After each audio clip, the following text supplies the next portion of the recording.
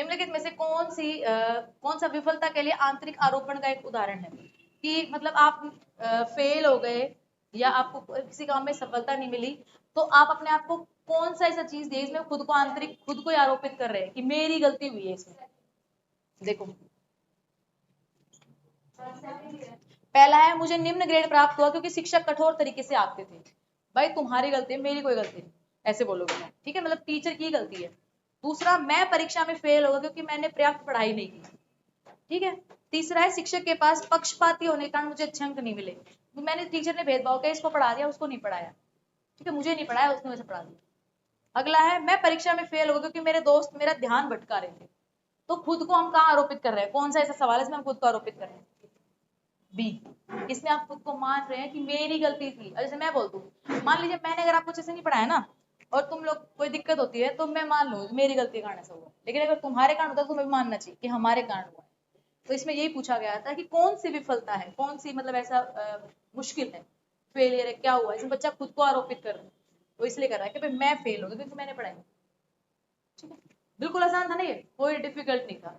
इससे ये दूसरे उसका सब्जेक्ट का, लेकिन बता सकता है इस सवाल को भी, इसलिए कहती हूँ कुछ मुश्किल नहीं है साइकोलॉजी, बस नॉर्मल दिमाग का इस्तेमाल करना है।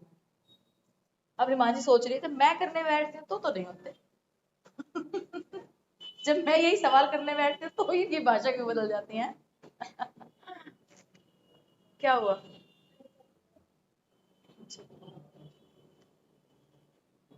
निम्नलिखित कथनों को ध्यान पढ़िए और सही विकल्प का चयन कीजिए। बहुत कम उम्र में दुनिया भर के अधिकांश संस्कृतियों में लड़कियां गुड़िया को खिलौने के रूप में चुनती हैं, जबकि लड़के कारों के साथ खेलना पसंद करते हैं। इसका रीजन क्या है कि बच्चे किसी विशेष संस्कृति की उपेक्षाओं के आधार पर एक लड़के या लड़की के लिए उपयुक्त माना जाता है, इसके बारे में जानकारी व्यवस्थित करते हैं और उसके अनुसार व्यवहार करते हैं। यानी एक लड़की तो क्या करती है, गुड़िया से खेलती है, लड़का क्या करता है, कार से खेलता है। ऐसा क्यों होता है? क्योंकि उनकी संस्कृति में ऐसा दिया गया है, ठीक है।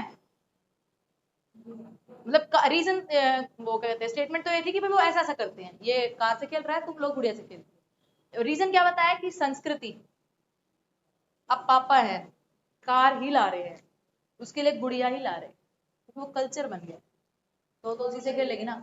अरे तुम तो डोल लग रही हो, तुम चोट लग जाएगी तुम्हें, तुम भागो मत, तुम गाड़ी नहीं चला पाओगी। हम लोग भी सुनते हैं, तुमसे नहीं हो पाएगा ठीक है। तो ये क्या हो रहा है कि किसी विशेष संस्कृति की उपेक्षाओं के आधार पर एक लड़के या लड़की के लिए उपयुक्त माना जाता है कि तेरे लिए ये ठीक है और तेरे लिए ये ठीक है, इसके बारे में जानकारी व्यवस्थित करते हैं। अब फिर वो उसी तरीके की जानकारी इकट्ठी करेंगे, उसी तरीके से वो व्यवहार करेंगे बच्चे, ठीक है। तो इसमें रीजन और ये असर्शन ठीक है, सही है, बात बिल्कुल ठीक कही गई है, क्योंकि हमारी संस्कृति की गलती है जो हम लड़के ऐसे खेलते हैं, लड़के ऐसे खेलते हैं, ठीक है। चलो अगले,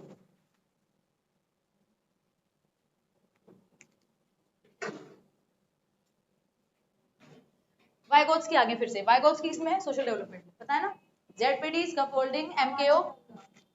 वाइगोत्स्की के अनुसार बच्चों के संकल्पनात्मक योग्यताओं के विकास में महत्वपूर्ण भूमिका, तुम्हें पता होना चाहिए वाइगोत्स्की ने दिया क्या है, बस काम खत्म। क्या दिया है?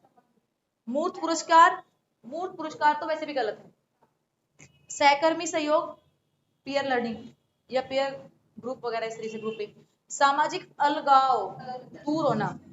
मानकीकृत पाठ्यक्रम, बस फिक्स बना दिया है तुम्हें इतना ही पढ़ना है, तुम्हारा पेपर हो जाएगा, ठीक है। ये तो कौन सी चीज सही है बेटा? हाँ, वाइगोत्स्की ने वैसे भी पीयर लर्निंग की बात की है, ठीक है। तो इसका क्या होगा? सहकर्मी सहयोग। चलिए अगले सवाल पे चलते हैं। हमारा एसी ठीक हो गया है, अब बच्चे आराम से बैठ जाओ। अगला भी लो आप, इसका मतलब फर्स्ट नंबर पे कौन आने वाले हैं? कौन से साइकोलॉजिस्ट? वाइगोत्स्की। इतने सवाल आ चुके हैं इनके इससे।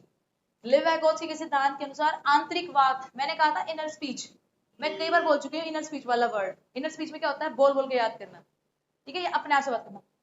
कई बार हम लोग भी ऐसे रास्ते में बड़बड़ाते हुए चलते हैं, अच्छा आज तुम जाओगे ना घर पे, ये करना है, स्कूल के बाद ये करना है, ये करना है, वो होती है हमारी इनर स्पीच, जो हम खुद से बातें करते हैं, ठीक है।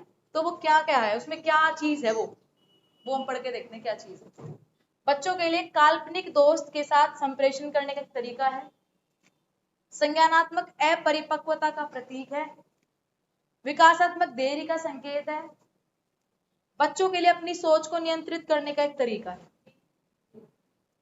हाँ वेरी गुड बेटा। जो हमारा इनर स्पीच प्राइवेट स्पीच की जो बात की गई है ना वाइगोत्स्की ने जो की है, तो उसमें यही कहा गया है कि लैंग्वेज डेवलपमेंट कॉग्निटिव डेवलपमेंट में सहारा देती है, सहयोग देती है। तो वही कहा है कि वो अपनी सोच को नियंत्रित, मतलब वो सोच सोच की चीजें कर रहा है, बोल बोल के जब ये करना चाहिए, उसकी भाषा उसको कंट्रोल में ला रही है, कॉग्निटिव डेवलपमेंट बढ़ा रही है। ठीक है, मतलब वाइगोत्स्की आया तो समझ लेना इनर स्पीच की बात होगी। इनर स्पीच क्या होता है? खुद से ही बातें करना। काल्पनिक दोस्त नहीं है भाई, तो भूत प्रेत नहीं दिख रहे हैं। ठीक है, जो फिल्मों में तुम देखते रहते हो वो चीज नहीं है ये। अपरिपक्वता नहीं, हम अभी भी हम बातें करते हैं खुद से, चाहे हम बिना बोले करते, पर हम करते जरूर, यार ऐसा क्यों हो गया, ये क्यों हो गया, करते हैं। ठीक है, देरी नहीं है वो। ठीक है, वो हमारी विचारों को, सोच को नियंत्रित कर रहा है। ठीक है, मजा आ रहा है? बस 5-6 सवाल हो रहे हैं। 4 वर्ष की अपर्णा कहती है कि एक बटन जिंदा है। ये मैंने अभी करवाया था 2-3 सवाल पहले ही। इससे रिलेटेड है, कौन सा थिंकर है? साइकोलॉजिस्ट पियाजे। ये सुनना चाह रही थी, क्योंकि यह उसकी शर्ट को एक स्थान बांधने में मदद करता है। अरे दिया भी हुआ है भाई, जीन पियाजे के अनुसार उसकी सोच की विशेषता। मतलब मैं सिर्फ समझाता समझाता भी तुम्हें बता देती हूँ कि वो चीज घूम फिर के आ रही है तुम्हारे सामने पे। ठीक है, तो क्या कहा है, किसके अनुसार है? बटन जिंदा है, जीव, जान है उसमें, बटन में जान। तो समझ में आ गया बेटा किस चीज की बात हो रही है? जीववाद चिंतन। ठीक है, एनिमिज्म की। और ये कौन सी स्टेज होती है? सेंसरी मोटर, 2 साल तक की जो। ठीक है, क्लियर? अगला देखिए, निम्नलिखित में से स्वलीनता वाले, ऑटिज्म जिसे कह देते हैं, ठीक है, जो मतलब सोशल डेवलपमेंट जिनका नहीं हो पाता, जो खुद में ही एक तरीके से क्या कहते हैं उसको, सोशल की बजाय जो इंट्रोवर्ट। ठीक है, तो स्वलीनता वाले विद्यार्थियों की विशिष्ट विशेषता कौन सी है? तो कौन सी है, एक बार आप पढ़ के देखो फटाफट। कल्पना को तथ्य से अलग करने की श्रेष्ठ क्षमता, उन्नत सामाजिक भावात्मक पारस्परिकता, यानी आपस में उसका सोशल डेवलपमेंट बहुत तेज है, बार बार दोहराव और आवृत्ति, सॉरी, ये संवाद कौशलों का उच्च स्तर। ये तो सारे डिफिकल्ट लग रहे हैं, लेकिन तुम सोचो, मैं तो अटक गई। बार बार दोहराव और आवृत्ति, वो क्या होता है स्वलिंगता में? 3-4 चीजें होती हैं। एक तो वो सोशल नहीं हो पाता, एक वो फोकस कई बार नहीं कर पाता, उसकी विशेषताएं आप पढ़ो। ठीक है, तो उसमें क्या होगा बेटा? एक तो कल्पना से तथ्य से अलग करने की श्रेष्ठ क्षमता नहीं, उन्नत सामाजिक भी नहीं होता, और उच्च संवाद कौशल तो उसमें होते ही नहीं। तो अगर ये 3 गलत है तो यही ठीक है, वो अपने आप में बातों को दोहराता रहता है। ठीक है, तो अब हम चलते हैं अपने 26वें सवाल पे। ये सब 23वें आ गए।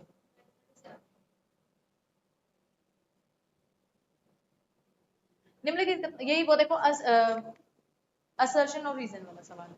ध्यान से, पिछली बार तुमने गलती कर दी, इस बार मत करना। देखिए पढ़ के बताती हूँ। शिक्षार्थियों के बीच समालोचनात्मक चिंतन को सुगम बनाने के लिए, आपस में जो उनका थिंकिंग चल रही है, उन्हें विविध परिस्थितियों, विभिन्न दृष्टिकोणों से अवगत कराना चाहिए। उन्हें अलग अलग टाइप की सिचुएशन दो, उनको अलग अलग अपना पॉइंट ऑफ व्यू रखने के टाइम दो। ये बात कहे शिक्षार्थी के लिए, टीचर के लिए, ताकि वो चीजों के बारे में एनालाइज कर सके, क्रिटिकली एनालाइज कर सके, पॉजिटिव और नेगेटिव दोनों तरीके से। रीजन क्या है? जब विद्यार्थी विविध मतभेदों के बीच बातचीत में संलग्न होते हैं तो वे समालोचनात्मक और रचनात्मक रूप से सोचने की अपनी क्षमताओं को सीखते और समृद्ध करते हैं। क्या सेकंड? क्या दोनों ठीक? और व्याख्या बिल्कुल क्लियर, वेरी गुड। देखो बेटा, अगर हम आपको मौका देंगे, आप सीखो, बोलो, गलती जहां लगे वहां बोलो। आपको अगर उस चीज के बारे में कुछ ज्यादा पता तो आप मुझे बताओ, मेरे को पता तो मैं बताऊंगी। ये जिस एक तरीके से डिबेट वगैरह होती थी ना, कि बच्चों को सोचने का मौका दो, क्रिटिकल, उस चीज के बारे में पॉजिटिव सोचो, नेगेटिव सोचो, तो ये सारी चीजें यहाँ है।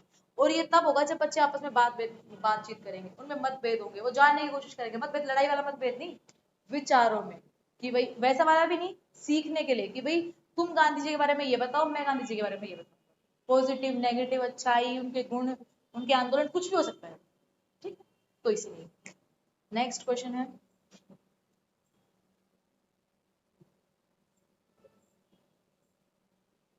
निम्नलिखित में से अधिगम का प्राथमिक लक्ष्य कौन सा होना चाहिए? बिल्कुल आसान सवाल, 1 सेकंड का सवाल है। रटना गलत, यंत्रवत याद करना गलत, समकक्षों के साथ प्रतिस्पर्धा, गलत। समालोचनात्मक चिंतन, अभी मैंने बताया, ठीक है, लेकिन ये कौन सा होता है, पॉजिटिव तरीके से। प्रतिस्पर्धा नेगेटिव वर्ड। यांत्रिक तरीके से रटना, ड्रिल जो होते, ड्रिल रोटेशन कुछ ऐसा होता है, वो भी गलत है, और तथ्यों को रटना भी गलत। तो इसलिए बेटा हमें क्या करना चाहिए, बच्चों में हर चीज को नेगेटिव पॉजिटिव सीखने की जो सोच है ना, वो विकसित करनी चाहिए। ठीक है, बिल्कुल आसान सवाल। इसका 1 नंबर तो घर में बैठी हुई अम्मा भी ले सकती है। ये बोल के अरे तुम रटते जाओ, रट्टू तो ये छोड़ दो, ठीक है, कुछ पढ़ लो। बच्चे सबसे प्रभावी ढंग से तब सीखते हैं यदि कोई अवधारणा सामान्य से विशिष्ट की ओर बढ़ती है, अमूर्त से मूर्त की ओर बढ़ती है, जटिल से सरल की ओर बढ़ती है, या तर्क संगत से अनुभवजन्य की ओर बढ़ती है।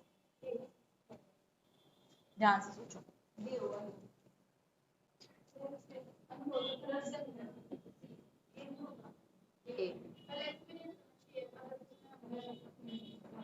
इसने कहा है प्रभावी ढंग से, वैसे तो विशिष्ट से सामान्य भी होता है, इसकी बात भी गलत नहीं है, लेकिन जो हमारे ऑप्शन है ना, उस पर वो डिपेंड करता है।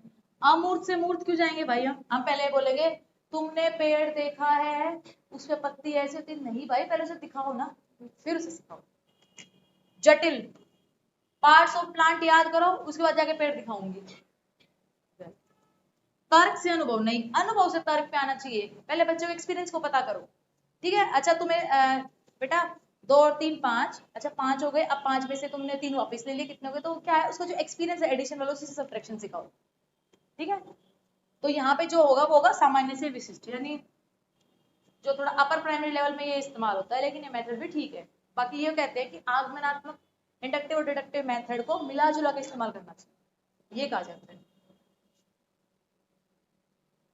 लास्ट नोट लिस्ट, इसके बाद हम अपनी एक और नई सीरीज को लेकर आएंगे, जिसको हम जल्दी से जल्दी करा देंगे। और मुझे जहां तक उम्मीद है किसी को भी 30 में से किसी भी सवाल में कोई भी दिक्कत नहीं हुई, बल्कि ये लग रहा होगा कि अगर ये पेपर आप लोग खुद दे रहे होंगे तो आपको लग रहा होगा मैडम पता नहीं क्या करवाती रहती है, और पेपर में तो कुछ और ही आता है, लेकिन ऐसा कुछ नहीं है, जो मैं करवाती हूँ वही आता है। ठीक है, हाँ, इन लोगों को भी लग रहा है जो यहाँ बैठे हैं कि जो हम खुद करते हैं वो तो कुछ ऐसा होता ही नहीं है, ये मुझे व्हाट्सएप पे भी यही भेजते हैं, जो इन्हें लगता ही नहीं कि इस किताबों में से है, हालांकि किताबों में से ही होता है। अब इन्हें दिख रहा है कि हाँ किताब में से ही है। अभी पूछूंगी इन्हें क्लास के बाद। विद्यार्थियों को सीखने की शैलियों में विविधता, उसको जो मतलब एक तरीके से मिला जुला के जो सिखाना चाहिए, जो टीचिंग स्टाइल हमारा होना चाहिए मिलता जुलता, उसमें क्या कहा है कि उसको महत्व दिया जाना चाहिए और मानव विविधता के प्रतिबिंब के रूप में देखा जाना चाहिए, कि हर आदमी डिफरेंट डिफरेंट तरीके से सीखता है, उस तरीके से देखना चाहिए। इसकी उपेक्षा करनी चाहिए, इसको इग्नोर करना चाहिए, और सीखने की शैलियों में एक रूपता लाने का प्रयास करना चाहिए। बस सबको अरे भाई लिखो 2 जमा 3 सारे एक से लिखो, 5 ही होना चाहिए जवाब, किसी का इधर उधर हुआ, किसी ने जमा घटा गलत किया तो पिटेगा। विविधता को शिक्षण अधिगम प्रक्रिया के दौरान ध्यान नहीं रखा जाना चाहिए, मुझे नहीं पता तुम्हें आता है कि नहीं आता है, मैं तो इसी तरीके से सिखाऊंगी इससे जल्दी सीख लेती है, मैंने तुम्हारा ठेका नहीं ले रखा, तुम्हें जैसे मैं लिखवा रही तुम्हें वैसा का वैसे ही उतारना है, मैं तो कॉपी चेक कर लूंगी। ठीक है, को शिक्षण अधिगम प्रक्रिया में बाधा और अवरोध, पता नहीं क्यों किस किस को मैं किस किस तरीके से सिखाऊं, या सबने मेरा दिमाग खा रखा है, ये कुछ और तरीके से पूछना आता है, ये कुछ और, इसका अलग डाउट है, इसका अलग। तो मैं ये क्या बोल रही हूँ, मैं इनकी जो एक्चुअल में रिप्रेजेंटेशन दी जाती है इन चीजों के लिए, ऑप्शंस के लिए, मैं वो बता रही हूँ, सारे गलत नहीं और ये सही।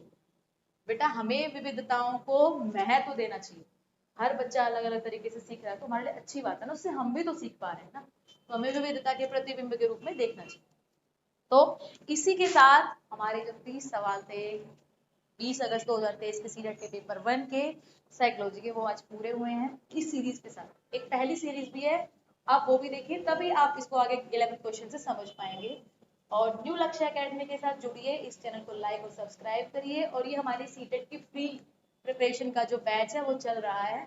इसके बाद मेरी एक वीडियो आएगी जिसमें होगी मानव विकास की अवस्थाएं, और हर अवस्था की उसमें विशेषता बताई गई होगी, तो आप इसके बाद उससे भी देख सकते हैं और अवस्थाओं के बारे में जान सकते हैं।